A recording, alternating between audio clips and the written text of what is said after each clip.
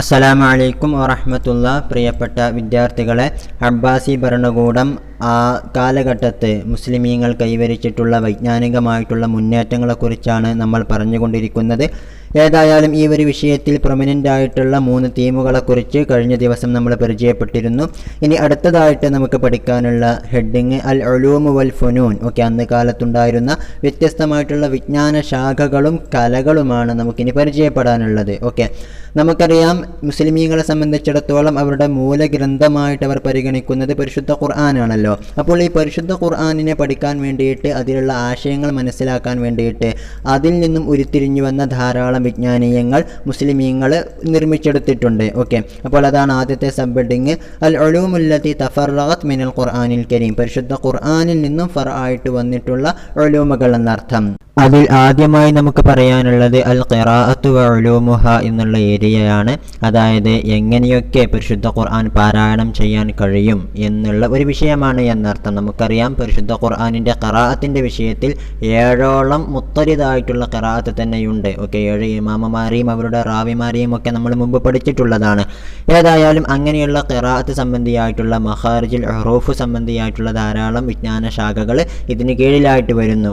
ഇൽമു ഷവാദ്, അതായത് ഷാദായ ഖിറാഅത്തുകൾ മനസ്സിലാക്കുന്നത്, ഇൽമു മഖാരിജുൽ ഹുറൂഫ്, ഹർഫുകളുടെ ഉച്ചാരണ സ്ഥലം മനസ്സിലാക്കുന്നത് എന്നുള്ളതുപോലെ ഖുർആനിൽ എവിടെയൊക്കെയാണ് വഖഫ് ചെയ്യേണ്ടത്, കിതാബത്തുൽ ഖുർആനിൻ്റെ അദബുകൾ എന്തൊക്കെയാണ് എന്നിത്യാദി കാര്യങ്ങളൊക്കെയാണ് അൽ ഖിറാഅത്തു വ ഉലൂമുഹ എന്നുള്ളതിൻ്റെ കീഴിലായിട്ട് വരുന്നത്. പരിശുദ്ധ ഖുർആൻ ആസ്പദമാക്കിയിട്ട് ഉണ്ടായിത്തീർന്നിട്ടുള്ള രണ്ടാമത്തെ ഒരു വിജ്ഞാന ശാഖ എന്നുള്ളത് ഇൽമുൻ നഹ്വി എന്നുള്ളതാണ്. നഹ്വിനെ കുറിച്ചുള്ള പഠനമാണ്. പ്രത്യേകിച്ചും അനറബികളെ സംബന്ധിച്ചിടത്തോളം പരിശുദ്ധ ഖുർആനിലെ ഇഅ്റാബുകൾ മനസ്സിലാക്കാനും ഹറക്കത്തുകൾ ളബ്ത് ചെയ്യാനും അത്യന്താപേക്ഷിതമായിട്ടുള്ള ഒരു കലയാണ് ഇൽമുൻ നഹ്വി എന്നുള്ളത്. ഈ ഒരു വിജ്ഞാന ശാഖ ഉടലെടുക്കാനുള്ള പ്രധാനപ്പെട്ട കാരണം എന്താണെന്ന് വെച്ചാൽ, അന്നത്തെ സാധാരണക്കാർ പരിശുദ്ധ ഖുർആൻ പാരായണം ചെയ്യുമ്പോൾ അതിൽ ഇഅ്റാബിയായിട്ടുള്ള ധാരാളം പ്രശ്നങ്ങൾ വരുത്തിയിരുന്നു, തെറ്റുകൾ വരുത്തിയിരുന്നു എന്നുള്ളതാണ്. അപ്പോൾ ഇത്തരത്തിലുള്ള പ്രശ്നങ്ങൾ അന്നത്തെ പണ്ഡിതന്മാർ കാണുകയും അപ്പോൾ ഇതിനുള്ള ഒരു പരിഹാരം എന്നോണമാണ് അവർ ഇൽമുൻ നഹ്വ് സ്ഥാപിക്കുകയും ചെയ്യുന്നത്. അതിനുള്ള ഒരു ഉദാഹരണം പറയുന്നത് നമുക്കറിയാം, പണ്ഡിതനായിട്ടുള്ള അബുൽ അസ്വദ് ദുവലി റഹ്മഹുല്ല, ഇദ്ദേഹം ഒരു സാധാരണക്കാരൻ. ഇന്നല്ലാഹ ബരീഉം മിനൽ മുശ്രിക്കീന വ റസൂലിഹി എന്ന് ലാമിന് ജർറ് ചെയ്തുകൊണ്ട് ഓതുന്നതായിട്ട് ശ്രദ്ധിച്ചു. അങ്ങനെ ഇത്തരത്തിലുള്ള ധാരാളം സംഭവങ്ങളാണ് പിന്നീട് ഇൽമുൻ നഹ്വ് എന്നുള്ള വിജ്ഞാന ശാഖ ഉണ്ടാക്കിയെടുക്കാൻ പണ്ഡിതന്മാരെ പ്രേരിപ്പിച്ചിട്ടുള്ളത്. അബുൽ അസ്വദ് ദുവലി തങ്ങളാണ് പിന്നീട് ഹർക്കത്തുകളൊക്കെ രേഖപ്പെടുത്തുന്നത്. അറബിയിൽ ഫത്ഹ്, കസ്ർ, ലം, സുക്കൂൻ എന്നുള്ള ഹർക്കത്തുകൾ രേഖപ്പെടുത്തുന്നത്. ഏതായാലും ഈ ഒരു ലബ്തുൽ ഖുർആൻ പരിപൂർണമാകുന്നത് ഹജ്ജാജ് ഇബ്നു യൂസുഫിൻ്റെ കാലഘട്ടത്തിലാണ്. ഇദ്ദേഹമാണ് പരിശുദ്ധ ഖുർആനിലെ അക്ഷരങ്ങൾക്ക് പുള്ളികൾ രേഖപ്പെടുത്തിയിട്ടുള്ളത്. ബാഇന് താഴെ ഒരു പുള്ളി, താഇന് മേലെ 2 പുള്ളി എന്നുള്ള രീതിയിൽ പുള്ളികൾ രേഖപ്പെടുത്തിയിട്ടുള്ളത് ഇദ്ദേഹമായിരുന്നു. അപ്പോൾ ഇൽമുൻ നഹ്വി എന്നുള്ള വിജ്ഞാന ശാഖയും പരിശുദ്ധ ഖുർആനിൽ നിന്നും ഉടലെടുത്തതാണ്. ഖുർആൻ അടിസ്ഥാനപ്പെടുത്തിയുണ്ടായിട്ടുള്ള മറ്റൊരു വിജ്ഞാന ശാഖയാണ് ഇൽമുൽ അദബി വ ഉലൂമിഹി എന്നുള്ളത്. അതായത് അറബി സാഹിത്യത്തെക്കുറിച്ചുള്ള പഠനം. ബഹുമാനപ്പെട്ട ഇബ്നു അബ്ബാസ് റളിയല്ലാഹു അൻഹു പറയുന്നുണ്ട്, ഇദാ ഖറഅതും ഷൈഅൻ മിൻ കിതാബില്ലാഹി വലം തഅരിഫൂഹു ഫത്ലുബൂഹു ഫിൽ അശ്ആരി ലിഅന്ന അശ്ആറ ദീവാനുൽ അറബി എന്ന്. നിങ്ങൾ പരിശുദ്ധ ഖുർആനിൽ നിന്നും എന്തെങ്കിലും ഓതിയിട്ട് അതിലുള്ള അർത്ഥം മനസ്സിലായിട്ടില്ല എങ്കിൽ അത് നിങ്ങൾ അന്വേഷിക്കേണ്ടത്, അർത്ഥം നിങ്ങൾ അന്വേഷിക്കേണ്ടത് അത് ദീവാനുൽ അറബിലാണ്. അറബികൾ അതുവരെ എഴുതി വെച്ചിട്ടുള്ള പദ്യങ്ങളിലൂടെയാണ്. അപ്പോൾ അതിലൂടെ മാത്രമേ പരിശുദ്ധ ഖുർആനിലെ സാഹിത്യപരമായിട്ടുള്ള അർത്ഥങ്ങൾ മനസ്സിലാക്കാൻ നമ്മളെ കൊണ്ട് കഴിയുകയുള്ളൂ എന്നുള്ളത് കൊണ്ട് പണ്ഡിതന്മാർ ഇൽമുൽ അദബി വ ഉലൂമിഹി എന്നുള്ള വിജ്ഞാന ശാഖ കൂടി ഖുർആനിനോടനുബന്ധമാക്കിയിട്ട് രചിച്ചു എന്നുള്ളതാണ്. പിന്നെ മറ്റൊരു വിജ്ഞാന ശാഖ ഉയർന്നു വന്നിട്ടുള്ളത് ഇൽമുൽ ഹദീസ് ആണ്. ആദരവായ റസൂൽ കരീം സല്ലല്ലാഹു അലൈഹി വസല്ലമ തങ്ങളുടെ വചനങ്ങളാണ് എന്നർത്ഥം. പരിശുദ്ധ ഖുർആനിൻ്റെ അർത്ഥതലങ്ങൾ മനസ്സിലാക്കാൻ നമ്മൾ ആദ്യമായിട്ട് അവലംബിക്കേണ്ടത് പരിശുദ്ധ ഹദീസുകൾ തന്നെയാണല്ലോ. അല്ലാഹു തആല തന്നെ പറയുന്നുണ്ട്, ലിതുബയ്യിന ലിന്നാസി മാ നുസ്സില ഇലൈഹിം. പരിശുദ്ധ ഖുർആൻ ജനങ്ങൾക്ക് വിശദീകരിച്ചു കൊടുക്കേണ്ടത് അങ്ങാണ് ആദരവായ റസൂൽ കരീം സല്ലല്ലാഹു അലൈഹി വസല്ലമ തങ്ങളാണ് എന്നർത്ഥം. ഏതായാലും ഇസ്ലാമിൻ്റെ ആദ്യ കാലഘട്ടങ്ങളിൽ റസൂൽ സല്ലല്ലാഹു അലൈഹി വസല്ലമ തങ്ങൾക്ക് തൊട്ടു ശേഷം ഇത്തരത്തിൽ ഹദീസ് ക്രോഡീകരണം അല്ലെങ്കിൽ ഹദീസ് വിജ്ഞാനീയം എന്നുള്ളത് ഒരു വിജ്ഞാന ശാഖയായിട്ട് ഉയർന്നു വന്നിരുന്നില്ല. കാരണം അന്നത്തെ മദീനയിലുള്ള സഹാബിമാർക്ക് ഹദീസ് കിട്ടുക എന്നുള്ളത് വളരെ നിഷ്പ്രയാസം സാധ്യമായിട്ടുള്ള കാര്യമായിരുന്നു. കാരണം മുമ്പുണ്ടായിരുന്ന സഹാബാക്കളോട് ചോദിച്ചാൽ തന്നെ അത് കിട്ടുമായിരുന്നു. പക്ഷേ പിന്നീട് അബ്ബാസി ഭരണകൂടമായപ്പോഴേക്ക് ഇസ്ലാമിക സാമ്രാജ്യം നന്നായിട്ട് വളർന്നിട്ടുണ്ട്. അതുകൊണ്ട് തന്നെ അവിടുത്തെ ആളുകൾക്ക്, വ്യത്യസ്തമായിട്ടുള്ള പ്രദേശങ്ങളിലെ ആളുകൾക്ക് ഹദീസുകൾ നഷ്ടപ്പെടാതിരിക്കാൻ വേണ്ടിയിട്ട് ചില പണ്ഡിതന്മാർ ഹദീസ് ക്രോഡീകരണത്തിന് വേണ്ടി മുന്നിട്ടിറങ്ങി എന്നുള്ളതാണ്. പ്രബലമായിട്ടും ബഹുമാനപ്പെട്ട ഉമർ ഇബ്നു അബ്ദുൽ അസീസ് റളിയല്ലാഹു അൻഹുവിന്റെ നിർദ്ദേശപ്രകാരം ഇബ്നു ശിഹാബ് സുഹരി റഹിമഹുല്ലയാണ് ആദ്യമായിട്ട് ഹദീസ് ഗ്രന്ഥം രചിക്കുന്നത്, ഹദീസുകളുടെ ക്രോഡീകരണം നടത്തുന്നത്. ഏതായാലും അതിനുശേഷം ബുഖാരി, ഇമാം മുസ്ലിം പോലത്തെ പണ്ഡിതന്മാരെല്ലാം ഹദീസിൽ ഗ്രന്ഥങ്ങൾ രചിച്ചിട്ടുണ്ട്, ഹദീസ് ക്രോഡീകരണം നടത്തിയിട്ടുണ്ട് എന്ന് നമുക്കറിയാം. ഏതായാലും ഈ ഒരു ഘട്ടത്തിന് ശേഷമാണ് പിന്നീട് ഷുറൂഹുൽ ഹദീസുകൾ ഷർഹ് ചെയ്യുന്നത് എന്നുള്ളതുപോലെ ഹദീസിന്റെ സനദിനെ കുറിച്ച്, അതിനെ റിവായത്ത് ചെയ്തിട്ടുള്ള റാവിമാരുടെ അഹ്വാലുകളെ കുറിച്ച് എന്നുള്ളതുപോലെ ഹദീസിന് വ്യത്യസ്തമായിട്ടുള്ള തഅ്വീലുകൾ നടത്തുന്നത്, രണ്ട് ഹദീസുകൾ വൈരുദ്ധ്യമായിട്ട് വന്നാൽ അവ ജംഅ് നടത്തുന്നത് എന്നിത്യാദി ഹദീസുമായി ബന്ധപ്പെട്ടിട്ടുള്ള വിജ്ഞാനീയങ്ങളെല്ലാം കടന്നു വന്നിട്ടുള്ളത് ഹദീസ് ക്രോഡീകരണം എന്നുള്ള ആ സ്റ്റേജ് കഴിഞ്ഞതിന് ശേഷമാണ്. ഖുർആനുമായി ബന്ധപ്പെട്ട് ഉയർന്നു വന്നിട്ടുള്ള മറ്റൊരു വിജ്ഞാന ശാഖയാണ് തഫ്സീർ എന്നുള്ളത്. മഹത്തുക്കളായ പണ്ഡിത വരേണ്യർ, ആദരവായ റസൂൽ കരീം സല്ലല്ലാഹു അലൈഹി വസല്ലമ തങ്ങൾ അവിടുത്തെ ഹദീസുകൾ മനസ്സിലാക്കിയിട്ട് എന്നുള്ളതുപോലെ സ്വന്തമായ ഇജ്തിഹാദുകളിലൂടെയൊക്കെ മനസ്സിലാക്കിയിട്ടുള്ള ഖുർആനിൻ്റെ അർത്ഥതലങ്ങൾ ആളുകൾക്ക് വിശദീകരിച്ചു കൊടുക്കുകയും അതേ വിഷയത്തിൽ തന്നെ കിതാബുകൾ രചിക്കുകയും ചെയ്തു. അങ്ങനെയാണ് തഫ്സീർ എന്നുള്ള വിജ്ഞാന ശാഖ ഉയർന്നു വരുന്നത് എന്നർത്ഥം. പിന്നെ മറ്റൊരു വിജ്ഞാനീയമായിട്ട് ഉയർത്തിക്കാട്ടാനുള്ളത് ഫിഖ്ഹാണ്. നമുക്കറിയാം റസൂൽ കരീം സല്ലല്ലാഹു അലൈഹി വസല്ലമ തങ്ങളുടെ കാലത്ത് ഫിഖ്ഹ് എന്ന് പറഞ്ഞിട്ടുള്ള പ്രത്യേക ഒരു വിജ്ഞാന ശാഖയായിട്ട് ഉയർന്നു വന്നിരുന്നില്ല. മറിച്ച് അന്നത്തെ കാലത്ത് സഹാബികൾക്ക് റസൂൽ കരീം എന്താണോ പറയുന്നത് അതനുസരിച്ച് ജീവിക്കുക എന്നുള്ള ഒറ്റ മതമേ ഉണ്ടായിരുന്നുള്ളൂ, ഒറ്റ ജീവിതമേ ഉണ്ടായിരുന്നുള്ളൂ. പക്ഷേ പിന്നീട് വ്യത്യസ്തമായിട്ടുള്ള സ്ഥലങ്ങളിലേക്ക് ഇസ്ലാം വ്യാപിച്ചപ്പോൾ അവിടുത്തെ ആളുകൾക്ക് കൂടി ഹുക്മുകൾ മനസ്സിലാക്കാനും എന്തെല്ലാം കാര്യങ്ങളാണ് ജീവിതത്തിൽ ചെയ്യേണ്ടതെന്ന് മനസ്സിലാക്കാനും ഇത്തരത്തിൽ കർമ്മശാസ്ത്രവുമായി ബന്ധപ്പെട്ട ഒരു വിജ്ഞാനീയവും കൂടി അന്നത്തെ പണ്ഡിതന്മാർ രൂപപ്പെടുത്തിയെടുത്തു എന്നുള്ളതാണ്. ഖുർആനിൻ്റെ അർത്ഥതലങ്ങൾ മനസ്സിലാക്കാൻ ജനങ്ങൾ ഹദീസുകളും എന്നുള്ളതുപോലെ മുമ്പുള്ള പണ്ഡിതന്മാർ പറഞ്ഞു വെച്ച തഫ്സീറും കാര്യങ്ങളുമൊക്കെ അവലംബിക്കാൻ തുടങ്ങിയപ്പോൾ അവർക്കതിൻ്റെ സനദ് ശരിയാണോ എന്നുള്ള കാര്യങ്ങളൊക്കെ മനസ്സിലാക്കേണ്ടി വന്നിട്ടുണ്ട്. അതായത് ആരെങ്കിലും വെറുതെയായിട്ടാണോ പറയുന്നത് എന്നതല്ല, ഇതിനൊരു അടിസ്ഥാനമുണ്ടോ, ഏത് കാലഘട്ടത്തിലാണ് ഈ ഒരു കാര്യം ഈ ഒരു പണ്ഡിതൻ പറഞ്ഞിട്ടുള്ളത്, നബി കരീം സല്ലല്ലാഹു അലൈഹി വസല്ലമ തങ്ങളിൽ നിന്നും ഇത് റിവായത്ത് ചെയ്തിട്ടുള്ള ആൾ എങ്ങനെയുള്ള ആളാണ്, അദ്ദേഹം എവിടെ ജീവിച്ചവരാണ് എന്ന് പോലത്തെ ധാരാളം കാര്യങ്ങൾക്ക് ഉത്തരം കണ്ടെത്തേണ്ടി വന്നിട്ടുണ്ട് മുൻകാല പണ്ഡിതന്മാർക്ക്.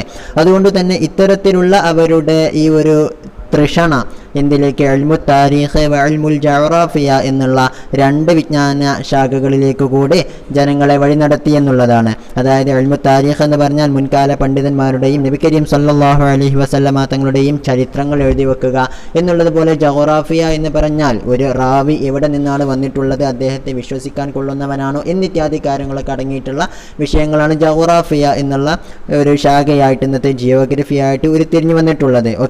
ഏതായാലും ഖുർആൻ മനസ്സിലാക്കാനുള്ള അതിയായിട്ടുള്ള പണ്ഡിതന്മാരുടെ തൃഷണയാണ് ഇത്തരത്തിലുള്ള വിജ്ഞാനീയങ്ങൾക്ക് തിരികൊളുത്തിയതെന്ന് കൂടി നമ്മൾ മനസ്സിലാക്കണം. ഏതായാലും താരീഖ് എന്നുള്ള രീതിയിൽ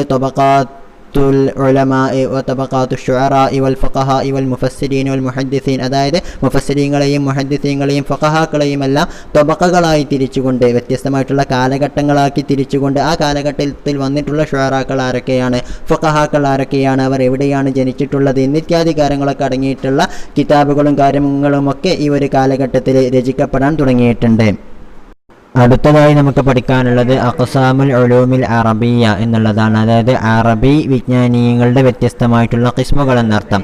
അറബി വിജ്ഞാനീയങ്ങളെ നമുക്ക് പ്രധാനമായിട്ടും രണ്ടെണ്ണമാക്കി തരംതിരിക്കാം. ഒന്ന് അൽ ഉലൂമുൽ അറബിയ്യത്തുൽ അസ്ലിയായിട്ട് അറബികൾക്ക് ഉണ്ടായിട്ടുള്ള വിജ്ഞാനീയങ്ങൾ എന്നർത്ഥം. അതായത് ഇസ്ലാം വരുന്നതിന് മുമ്പ് അവരിലുണ്ടായിരുന്ന വിജ്ഞാനീയങ്ങളെക്കുറിച്ചാണ് നമ്മളങ്ങനെ പറയുന്നത്. വളരെ തുച്ഛമായിട്ടുള്ള അറിവുകളായിരുന്നു അത് എന്ന് നമുക്കറിയാവുന്നതാണ്.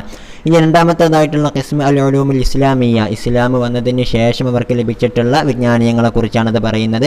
അൽ ഉലൂമുൽ ഇസ്ലാമിയ എന്നുള്ളതിനെ തന്നെ നമുക്ക് രണ്ടെണ്ണമാക്കി തിരിക്കാം.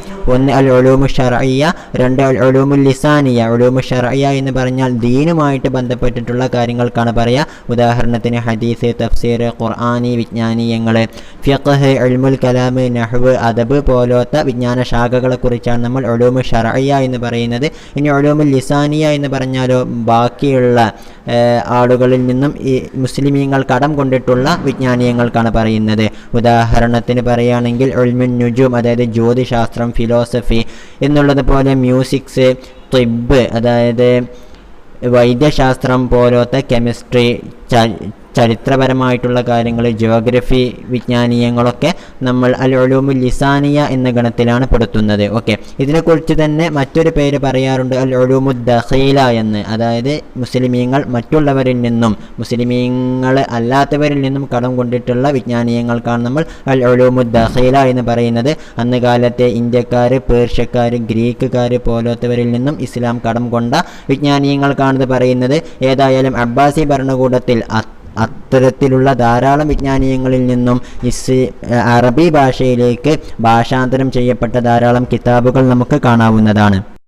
മുസ്ലിമീങ്ങൾ മറ്റുള്ളവരിൽ നിന്നും കടം കൊണ്ടിട്ടുള്ള അൽ ഉലൂമുദ് ദഖീലയെക്കുറിച്ചാണ് അടുത്തതായി നമുക്ക് പഠിക്കാനുള്ളത്.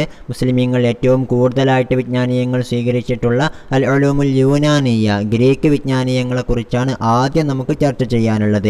ഗ്രീക്ക് എന്ന് കേൾക്കുമ്പോൾ തന്നെ നമ്മുടെ മനസ്സിലേക്ക് ആദ്യം ഓടിയെത്തുന്ന വിജ്ഞാന ശാഖ ഫൽസഫയാണ്, ഫിലോസഫിയാണ് അല്ലേ. ഇന്ന് വെസ്റ്റേൺ ഫിലോസഫി എന്നൊക്കെ അറിയപ്പെടുന്ന ഒരു വിജ്ഞാന ശാഖയുടെ ഫൗണ്ടറായിട്ട് അറിയപ്പെടുന്നത് BC കാലഘട്ടങ്ങളിൽ, BC 300-400 കാലഘട്ടങ്ങളിൽ ഗ്രീക്കിൽ താമസിച്ചിരുന്ന സഖറാത്താണ്, സോക്രട്ടീസ് ആണ് എന്നർത്ഥം. ഓക്കെ, അദ്ദേഹത്തിന് ശേഷം അദ്ദേഹത്തിൻ്റെ ശിഷ്യനായിട്ടുള്ള പ്ലാറ്റോ, പിന്നീട് അവിടുത്തെ ശിഷ്യനായിട്ടുള്ള അരിസ്റ്റോട്ടിൽ എന്നിവരെല്ലാം ഈ വിജ്ഞാനശാഖയുടെ ത്രിമൂർത്തികളായിട്ടാണ് അറിയപ്പെടുന്നത്. ഏതായാലും അരിസ്റ്റോട്ടിലാണ് ഈ ഒരു ശാഖയുടെ ഫൽസഫയുടെ അൽ മുഅല്ലിമുൽ അവ്വൽ എന്നുള്ള പേരിൽ അറിയപ്പെടുന്നത്, ആദ്യ ടീച്ചർ എന്നർത്ഥം. ഏതായാലും ഇദ്ദേഹത്തിൽ നിന്നും അറബികൾ ധാരാളം വിജ്ഞാനീയങ്ങൾ സ്വീകരിച്ചിട്ടുണ്ട്. ഇദ്ദേഹത്തിൻ്റെ ധാരാളം പുസ്തകങ്ങൾ അറബിയിലേക്ക് ട്രാൻസ്ലേഷൻ ചെയ്തിട്ടുമുണ്ട്. അരിസ്റ്റോട്ടിലിൻ്റെ 19ഓളം പുസ്തകങ്ങൾ അറബി ഭാഷയിലേക്ക് ട്രാൻസ്ലേഷൻ ചെയ്യപ്പെട്ടതായിട്ട് നമുക്ക് കാണാവുന്നതാണ്. ഇങ്ങനെ ഗ്രീക്ക് ഫിലോസഫി പഠിക്കുകയും അതിൽ മുസ്ലിമീങ്ങളിൽ ഒരു പ്രൊമിനൻ്റ് ഫിഗറായിട്ട് ഉയരുകയും ചെയ്തിട്ടുള്ള ഒരു വ്യക്തിത്വമാണ് ഫാറാബി എന്നുള്ളത്. അബൂ നസർ മുഹമ്മദ് ബിൻ തൊർഹാൻ എന്നതാണ് ഇദ്ദേഹത്തിൻ്റെ മുഴുവനായിട്ടുള്ള പേര്. ഹിജറ വർഷം 260 മുതൽ 339 വരെ, മീലാദി 874 മുതൽ 950 വരെയുള്ള കാലഘട്ടമാണ് ഇദ്ദേഹം ജീവിച്ചിരിക്കുന്നത്. ഇദ്ദേഹം അൽ മുഅല്ലിമുസ്സാനി, അതായത് വെസ്റ്റേൺ ഫിലോസഫിയുടെ വിഷയത്തിൽ സെക്കൻഡ് ടീച്ചർ എന്ന പേരിലാണ് ഇദ്ദേഹം അറിയപ്പെടുന്നത്.